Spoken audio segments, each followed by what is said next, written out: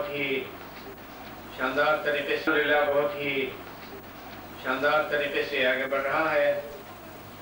ہم نے آپ سب کی دلچسپی کو دیکھ کر یہ فیصلہ کیا کہ باقی ماندہ سوالات جو ہیں آئندہ ہوں گے اور اس کے لیے تمام عزیزان تیار ہو کے آئیں گے۔ یہ بہت دلچسپ مشغلہ ہے علم کا، اور ہمارے اسکالرز نے بہت ہی عمدگی سے سوالات کیے، نہ صرف سوالات کیے بلکہ درمیان میں وضاحتیں بھی کی، بہت عمدہ وضاحتیں، اور ساتھ ہی ساتھ انہوں نے بعض مشکل سوالات کے جوابات بھی مہیا کر دیے۔ اس سے پتہ چلتا ہے اور اندازہ ہوتا ہے کہ کتنی علمیت ہے اور کس قدر برجستگی سے جوابات کو، وضاحتوں کو اور سوالات کو کرتے رہتے ہی بہت ہی مزہ آ رہا ہے اور بہت ہی خوشی کی بات ہے۔ ایک بات جو ہمارے عزیز و محترم ڈاکٹر رفیق صاحب نے کی، اس میں بہت بڑی حکمت تھی، وہ یہ کہ انہوں نے نماز شرعی کی امامت ایک خاتون کس پوزیشن سے اور کہاں بیٹھ کر کرتی ہیں شریعت کے مطابق، اس کی طرف ہم سب کی توجہ مبذول کرائی اور تعویل کی طرف اشارہ کیا، اور انہوں نے فقہ کی اور شرعی کتاب کی وضاحت سے اور اس کے حوالے سے کہا کہ جب بھی موقع ہوتا ہے کہ کوئی عورت نماز پڑھائیں تو اس میں سب ہی میں رہتی ہیں، آگے نہیں بڑھتی ہے۔ کام وہی ہوتا ہے جو پیش نماز کو کرنا چاہیے، لیکن اپنی پوزیشن کو گویا چھپاتی ہے۔ یہ بہت بڑی حکمت ہے، یعنی بہت بڑی تعویل ہے، یہ کہ عورت جیسا کہ ہم نے اس مذاکرے میں کہا ہے امام بن سکتی ہے، مگر چھپ کر، اپنے آپ کو ظاہر کیے بغیر۔ وہ یہ کہ امام میں فنا ہو جائے، بات تو نئی نہیں ہے، کوئی بات ہے جو کہی گئی ہے، لیکن انداز بیان جو ہے وہ نیا ہے اور بہت ہی مستحکم بیان ہے تعویل کے ساتھ، اور شریعت سے اس کا ثبوت ہے، شریعت سے ثبوت دیتے ہوئے یہ کہ کوئی بھی عورت اتنی روحانی ترقی کر سکتی ہے، اس قدر علم میں آگے بڑھ سکتی ہے اور مقام عقل تک پہنچ سکتی ہے کہ مخفی طور پر وہ امام میں فنا ہو جائے۔ جب امام میں فنا ہو جائے گی تو وہ نادیدہ طور پر امام ہی ہو جائے گی، اور فنا بھی امام کی کیا معنی؟ یہ نئی اصطلاح نہیں ہے، بہت ہی پرانی اور مسلمہ اصطلاح ہے جو صوفیوں کے نزدیک تمام عالم اسلام میں مقبول ہے۔ تو جو خاتون امام میں فنا ہو جائے گی وہ امام ہی ہو جائے گی اور امام کے روپ میں کام کرے گی، مگر اس کا پتہ نہیں چلے گا، اس کا پتہ نہیں چلے گا۔ ہاں معرفت کو اس کا پتہ چلے گا اور قیامت کے دن پتہ چلے گا کہ اس نے دنیا میں رہتے ہوئے کون سا کارنامہ انجام دیا اور کیا کام کیا۔ یقیناً قیامت کے دن پتہ چلے گا۔ تو دیکھا کہ اگر مرد پیش نماز کے نہ ہونے کی صورت میں کوئی اور نماز کو نہیں پڑھاتا، یعنی خاتون کو اس بات کی ممانعت ہوتی کہ وہ کسی بھی حالت میں مردوں کو نماز نہیں پڑھا سکتی، پھر تو تعویلاً یہ مایوسی ہوتی کہ کوئی خاتون کسی طرح سے بھی امام نہیں ہو سکتی. یہ بات اس لیے کی جاتی ہے کہ مسجد میں جو امام ہے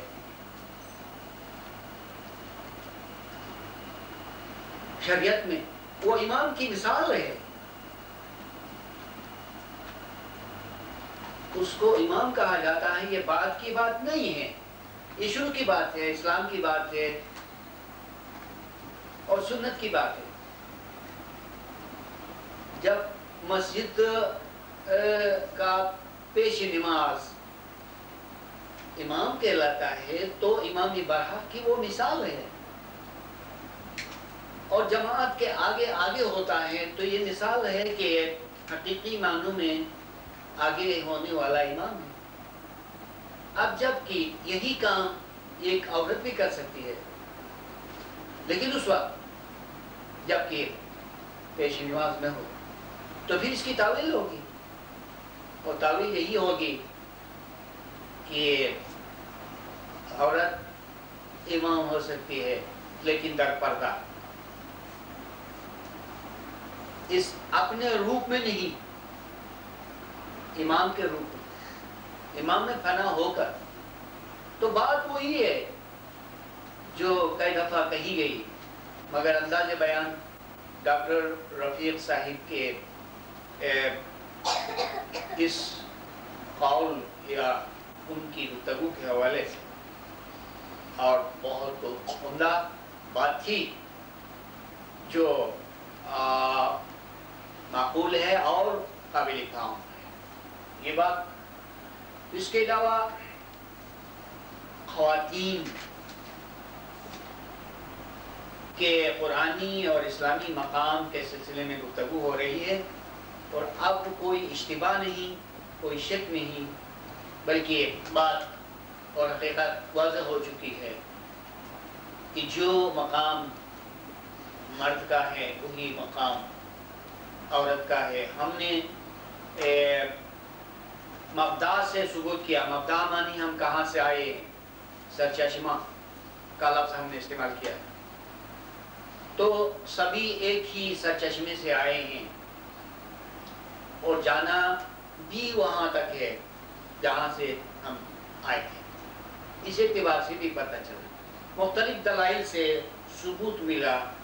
کہ مرد اور عورت ایک ہی مقامی روحانیت رکھتے ہیں. اور آیات نور کے حوالے سے گفتگو ہوئی کہ روحانیت کے مقام پر یا آخرت کے موقع پر جو نور ہے وہ مومنین و مومنات کے آگے اور داہنی طرف ہوتا ہے یکسانیت کے ساتھ. اس کے علاوہ بھی کئی مقامات پر نور کے حوالے سے ایسے اشارے ہیں، اور نور جو ہے قرآن میں بہت بڑی بات ہے، اس لیے کہ کل ہی بات ہوئی تھی کہ نور کو کبھی خدا سے منسوب کیا جاتا ہے، کبھی پیغمبر سے، اور کبھی امام سے، اور کبھی مومنین سے، لیکن وہی نور. بلاوازین ہم نے فرشتوں کے حوالے سے بھی بات کی کہ فرشتے جو ہیں وہ تزکیہ و تانیث سے بالا تک ہوتے ہیں. اور یہ بھی آپ نے سن لیا امامی عالی مقام کے حوالے سے کہ اگر یہ ممکن ہے کہ مومنین و مومنات فرشتے ہو جاتے ہیں تو پتہ چلا کہ روح دنیا میں جب آتی ہے نہ صرف مرد کے روپ میں آتی ہے بلکہ عورت کے روپ میں بھی روح آتی ہے، تو پھر یہ ایک لباس ہو گیا. روح کی اصل حقیقت کچھ اور ہے. مرد عورت ایک ہنگامی چیز ہے، ایک لباس کی حیثیت سے بڑھ کر نہیں ہے. اور روح کا اصل مقام، روح کی اصلیت مرد سے اور عورت سے بالا تر ہے. جہاں کوئی مرد اور کوئی خاتون امام میں، رسول میں اور خدا میں فنا ہو جائے تو اس وقت رجولیت و نسوانیت کی بات ختم ہو جائے گی، یعنی اس سے وہ روح برتر ہو جائے گی، اور جب برتر ہو جائے گی تو جانا جائے کہ شروع میں بھی اس کی یہی مرتبہ تھی۔ لہذا خدا کے تصرف کو آپ دیکھتے ہیں، ڈاکٹر صاحب نے سائنس کے حوالے سے بات کی، سائنس کی بات کی، لیکن آپ دیکھتے ہیں کہ آئے دن دنیا میں یہ خبریں ملتی رہتی ہیں کہ کسی کی جنس تبدیل ہو گئی۔ اس میں زیادہ وضاحت کی ضرورت نہیں ہے، صرف اشارہ ہی کافی ہے کہ پھر ایسے میں البتہ سیلز کے اندر جو کچھ ہے ان کو بھی تبدیل ہونا چاہیے۔ تو خدا کا جو منشا ہے، اس کا جو فعل ہے، فعل خداوندی تذکیر و تانیث سے بالاتر ہے اور اس کے اختیار میں ہے۔ اور آپ یہ بھی جانتے ہیں کہ تجلیات و ظہورات ہوتے ہیں روح کے، اور جلوے ہوتے ہیں روح کے۔ تو کسی بھی روح میں روح کا ظہور ہو سکتا ہے۔ میرے خیال میں یہ بہت ہی معلوماتی سبجیکٹ ہے، اور اس کے بہت سے پہلو ہیں، اور محدود طریقے سے آپ اس کو آگے نہیں بڑھا رہے ہیں، بلکہ بڑی وسعت کے ساتھ اور بہت ہی مختلف پہلوؤں کے ساتھ اس پر بحث ہو رہی ہے، اور تسلی بخش جوابات ہوتے ہیں۔ مختصر جواب ہونے کی صورت میں وضاحت بھی ہوتی ہے، 2-3 وضاحتیں ہوتی ہیں، اور آج کئی مجالس اس کے لیے مخصوص ہیں۔ میں چاہتا ہوں کہ اس جیسے مذاکرے ہوں منتخب موضوعات پر، تو اس میں بہت ہی دلچسپی رہے گی۔ آج آپ نے دیکھا کہ ہر چند کی ہمارے صدر محترم کسی ڈسکس میں بہت کم حصہ لیتے ہیں، اور کبھی چاہیں تو کچھ حوصلہ افزائی کی بات کر سکتے ہیں، کبھی چاہیں تو کچھ تقریر بھی کر سکتے ہیں، کبھی چاہیں مشورے بھی دے سکتے ہیں، لیکن آج انہوں نے کتنی خواہش سے اور کتنی دلچسپی سے ایک ذیلی سوال کا یا ایک شاخدار کہنا چاہیے چند سوالات کے لیے جوابات مہیا کر دیے۔ اس سے پتہ چلتا ہے، اس سے ثبوت ملتا ہے کہ یہ کلاس بہت ہی دلچسپ رہی ہے۔ اور آپ نہ بھولیے گا کہ آئندہ یہی کلاس ہوگی اور یہی سوالات کے لیے جوابات مہیا کرنے ہوں گے، لہذا آپ سب ان سوال ناموں کی مدد سے تیار ہو کے آئیں۔ اگر کاپیاں کم ہیں تو صدر صاحب آپ کے لیے کچھ کاپیاں بھی بنا کے دے سکتے ہیں، اور جن کے پاس قرآن ہے اس میں سے ترجمے دیکھیں، حوالے دیکھیں، اور اسی طرح یہ ایک نیا میتھڈ آپ کے ہاتھ آیا ہے، نیا سسٹم، اس سے میں سمجھتا ہوں کہ آپ سب بہت جلد ترقی کریں گے، اور آئندہ ہم پریکٹیکل کام کریں گے اور سست رفتاری سے نہیں۔ خیر بہرحال ہم نے جو کچھ کام آگے کیا ہے وہ صحیح تھا، غلط نہیں، اور آخر میں گزارش یہ کروں گا کہ آپ قرآن کے الفاظ کو صحیح ادا کرنے کے لیے کوشش کریں، اور اگر آپ کو شبہ ہوتا ہے تو پلیز مفہوم پر اتفاق کریں، کیونکہ قرآن کے الفاظ کو صحیح طور سے ادا کرنا ہے، اور جہاں علیہ السلام کہنا چاہیے تو اس میں علیہ السلام کہا جائے، کہ اگر کوئی خاتون ہے جیسی بی بی مریم، علیہ السلام کہا جائے، اور اگر کوئی پیغمبر ہے یا امام ہے تو اس میں علیہ السلام، یہ فرق تو ضرور ہونا چاہیے، اور ہر پیغمبر کے نام کے ساتھ علیہ السلام ہونا چاہیے، اور حضور اکرم کے مقدس نام کے ساتھ آپ ان حضرت صلی اللہ یا تو کہنا چاہیے یا کہنا چاہیے صلی اللہ علیہ وآلہ وسلم۔ تو میری گزارش ہے کہ صلوات کے تلفظ کو درست ادا کریں، اور میں بہت ہی پرخلوص گزارش کرتا ہوں، اس لیے کہ آپ سب اسکالرز ہیں اور محفل علم کی ہے، ادب کی ہے، اسکالرز کی ہے، دانشمندوں کی ہے، اس لیے عربی کے جو خاص اور ضروری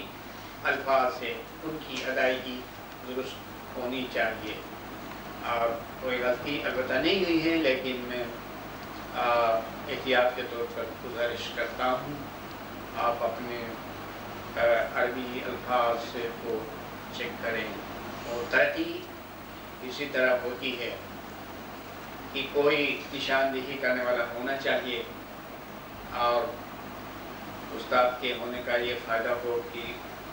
اور وہ دوستی کے انداز میں، دوستی کے لہجے میں اور محبت کے طور پر ذرا اشارہ کریں، اور آپ لہجے کو درست بنائیں۔ آپ جو ہے عربی کس طرح اس کا لہجہ ہے، یہ ساری باتیں ایک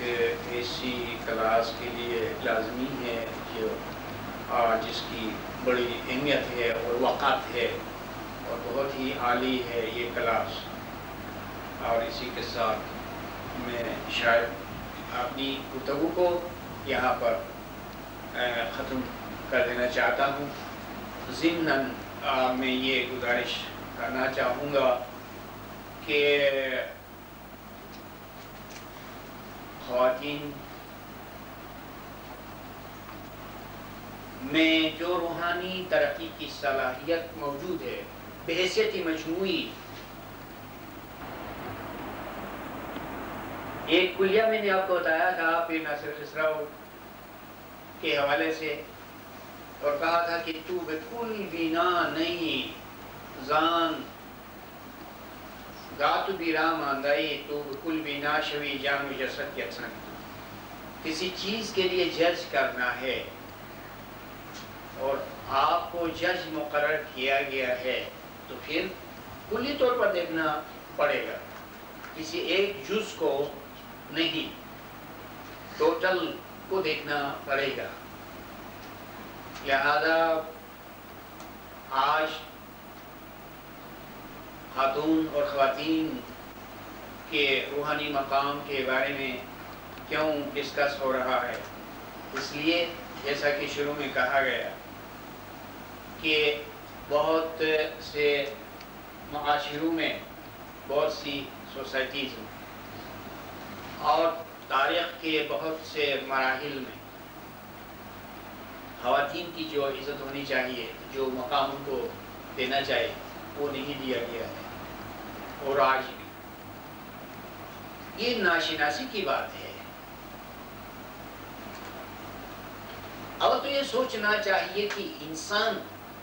ایک مرد اور ایک خاتون، الگ الگ انسانیت کا نصف حصہ ہے یا مکمل ہے؟ مکمل ہے تو کوئی مرد خود کرے جو کچھ کرنا چاہے،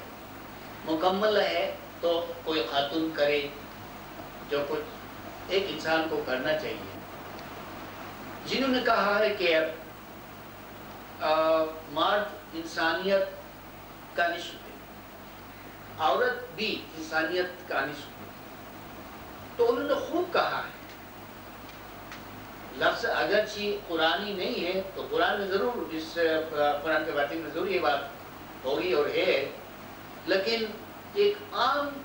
زبان میں اور عام روایت کے مطابق یہ بہت خوب بات ہے۔ تو سیب کو آدھا کریں اور اس کو جوڑیں، تو جب جوڑیں گے تو یعنی سیب کہلائے گا۔ بہت سی چیزیں ہیں، اور خدا نے بہت سے بیجوں میں،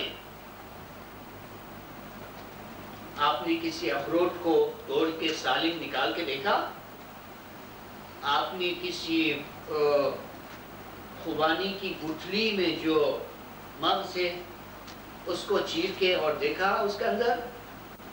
کسی بھی بیج کو اگتے ہوئے دیکھا؟ بیج جس کو کہا جاتا ہے وہ دو حصوں میں ہوتا ہے، اور اخروٹ بھی، گندم بھی، ہر بیج دو حصوں میں ہوتا ہے، اور اگنے کی جو چیز ہے وہ دونوں حصوں کے درمیان نہیں ہوتا۔ تو خدا نے یہ کیوں ایسا کیا؟ اسی میں انسان کے لیے ایک خاص اشارہ ہے یہ کہ ایک مرد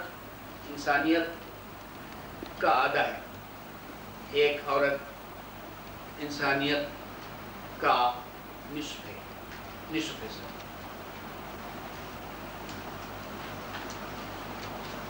پھر کوئی مقام ایسا ہوگا جس میں انسان کامل ہوگا۔ کامل تب ہوگا کہ دو حصے نہ ہوں بلکہ ایک ہی حقیقت ہو۔ اور یقین ہے رشتہ جس سلوک کا نام ہے وہ ایسا ہی ہے کہ اس کا نصف مرد اور نصف عورت ایسا نہیں ہے، بس ایک ہی چیز ہے، اور وہ ہی روح ہے اور روح کی حقیقت ہے۔ اور خدا کی مثال کو لیجئے، نور کو لیجئے، نور جہاں ایک زندہ حقیقت ہے، کوئی کہہ سکتا ہے کہ نور مذکر ہے، یا کہہ سکتا ہے کہ نور مؤنث ہے، یا مرد ہے یا عورت ہے۔ بہت سی حقیقتیں مرد اور عورت سے بالا تر ہیں، لہذا یہ ساری باتیں جب تک مطالعے میں نہ آئیں تو ہم مرد عورت کے فرق کو نہیں نکال سکتے ہیں۔ جہاں پر عالمی وحدت ہے، عقل کلی اور نفس کلی، اسی مقام پر ناطق اور اساس بھی۔ حکیم پیر ناصر خسرو نے عقل کلی، نفس کلی، ناطق اور اساس کی وحدت کو خدا کی وحدت کہا، کہ خدا ایک ایسی حقیقت کا نام ہے جو مجرد ہے، جس کی کوئی مثال نہیں ہے۔ لہذا جہاں خدا کا اسم امام ہے اور خدا کی وحدت کون ہو سکتا ہے؟ خدا کی وحدت بھی یہی عقل کلی، نفس کلی، ناطق اور اساس کی جو وحدت ہے وہی خدا کی وحدت ہے، اور جن کی شناخت خدا کی شناخت ہے۔ اسے میں جنہوں نے رویت کے مقام کو یعنی مقام دیدار کو حاصل کیا ہے، وہ بتا سکتے ہیں کہ جو سب سے بڑا دیدار ہے اور کتنے ہیں۔ ایک ہے